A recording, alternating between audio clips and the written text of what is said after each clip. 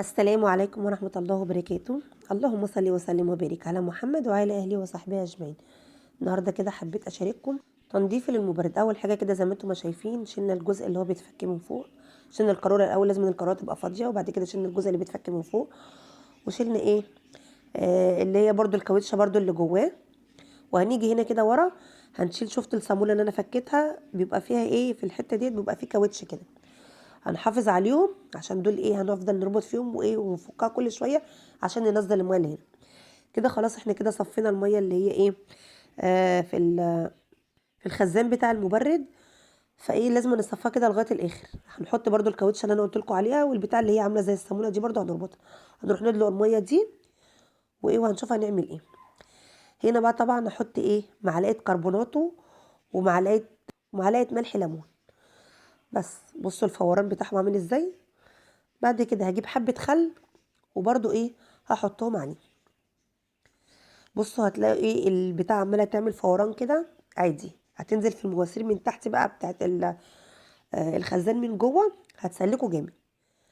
وهنجيب برده حبه ميه كده سخنه مغليين في الكتل، وايه هننزل بيهم برده. ما تقلقوش يا جماعه من الخطوه دي، لان هو كده كده اصلا بيبقى فيه ايه الدرجه بتاعت السخن. بصوا الفقاقيع اللي عماله تطلع منه، هتلاقوا بيه في رواسب صغيره، لان انا بعمل الخطوه دي كل شهر. هي هيبقى في برضو رواسب، بس ايه مش اللي هي الكتيره.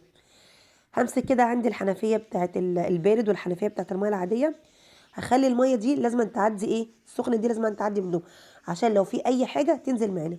والحنفيه بتاعت السخن برضو ايه هعملها برضو نفس النظام. هفضل كده لغايه ما الحنفيه تفضي معايا. وبعد كده هاجي من ايه من عند الحته اللي هي بتاعت الخزان من ورا دي. هشيل البتاع اللي عامله زي الصامونه اللي قلت لكم عليها دي والكاوتشه برضو. ولازم نخلي ايه الميه برضو مخل وملح ليمون وكربوناتو لازم ايه تعدي منه.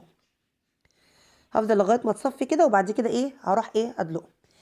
هنا بقى معايا البخاخه بتاعتي حاطه فيها حبه صغيرين من الصابون بتاع المواعين، ايه ومكتراه يعني ميه. والفرشه دي نضيفه بتاعتي، فايه بحب اغسل بيها المبرد كده.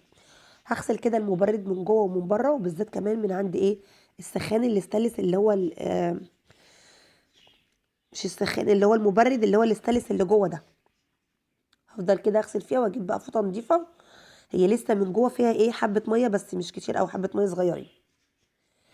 هفضل كده الم الميه اللي جوه واعصر لغايه ما يبقاش ايه في ميه جوه خالص فيها.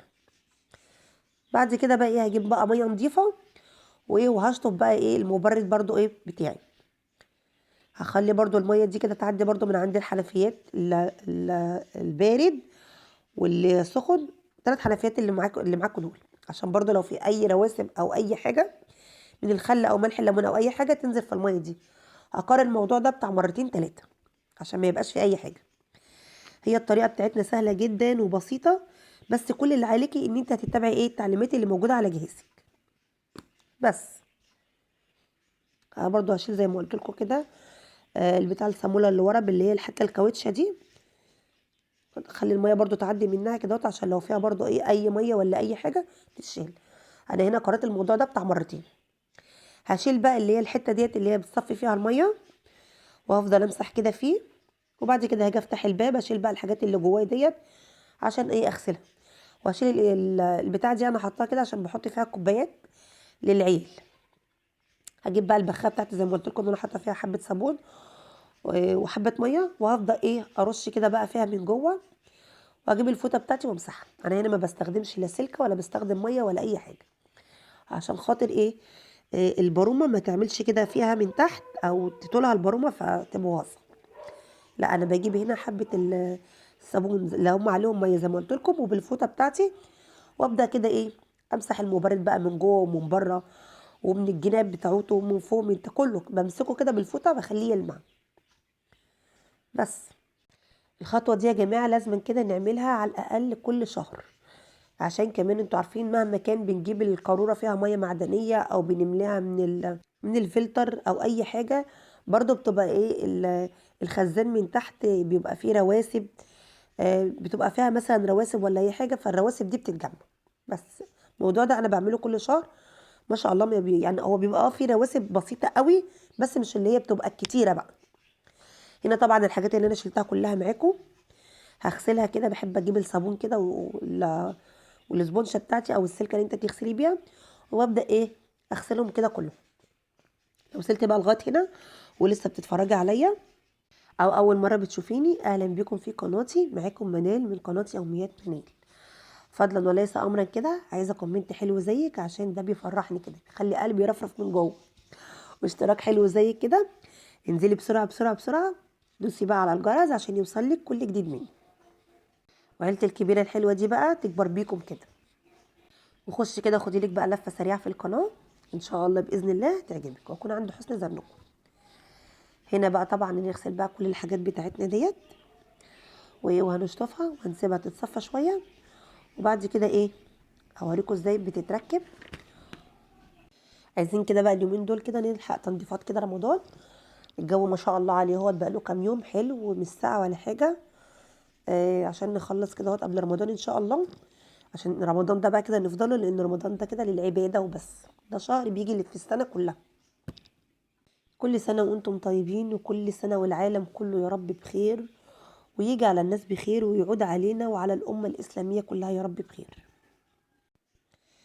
هنا كده بقى خلاص يعني قربت ايه اخلص الحاجات بتاعتي، غسلتها كده وخلاص هبدا اشطفها دلوقتي بقى معاكم، وهسيبها كده تتصفى ايه على حاجه يكون برضو المبرد بقى مثلا نشف معانا ولا اي حاجه، عشان ايه لو هشغله ما يبقاش فيه ميه من جوه زي ما قلت لكم تعمل برومه او اي حاجه.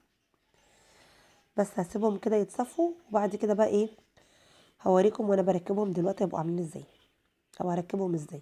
عشان بتاع اللي هناك دي البيضه دي بتغلبني، اللي هي دي بتغلبني في تركيبها قوي، لان بيبقى ليها اصلا عدله كده من الجناب، هي كلها مش مدوره، من الجناب كده بتبقى عامله فبيبقى ليها عدله اهي. دي طبعا هركبها كده زي هلفها كده زي ما قلت لكم، وهركب اللي هو البتاع بتاع الكوبايات دوت، بيبقى ليه كاوتش كده لازقه في الجناب، ودول كده بيخشوا في اللي وريتهم لكم دول بيخشوا في الكاوتش كده. بس بقى بحط فيه الكوبايات بتاعتي وخلاص على كده. وهنا هركب بقى الحاجات اللي هي بتاعت الفريزر بتاعته وخلاص. وهركب برضو دول اللي هي بتاعت الخزان بتاع الميه دوت. غسلت القاروره بتاعتي ومليتها وخلاص كده بقى المبرد خلص معانا. بس كده عندي بقى اللي هو التلبيسه كده بلبسها لها بقى للقاروره من فوق وللحته بتاعت المبرد اللي هي عند السخن والبارد دول. بس بتحمي بقى الحته دي من ايد العيال وكده، فلما بتتوسخ بقى كل شويه بس بغسلها كده بحبه اريال على طول تحت الحنفيه. كده الفيديو بتاعنا خلص، اشوفكم في فيديو جديد ان شاء الله. دمتم في رعايه الله، والسلام عليكم ورحمه الله.